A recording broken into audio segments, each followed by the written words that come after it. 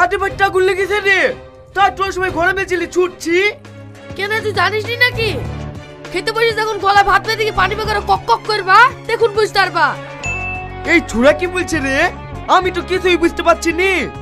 ও ঠিকই বলেছে, আমি এক্ষুনি খবর দেখনু 48 ঘন্টা পর আর কোথাও পানি পাওয়া যাবে না। এ আবার কি বলছে? আমি কিনা পানি খাবো নাকি সদল ধরা পানি খাবো? তুমি কি কিছু বুঝতে পারছো না নাকি? যা গরম পড়ছে, কিনা পানি সততার পানি কোনো পানি পাওয়া যাবে না। এই তাহলে তুই এই খবরটা আমাকে আগে বলিসনি? আগে বলবো কি করি, আমি তো খবরটা এক্ষুনি শুননু। ঠিক আছে লে, তোর ছেলেকে তাড়াতাড়ি ঘুম থেকে তোল, পানি লাইতে যেতে হবে। ঠিক আছে।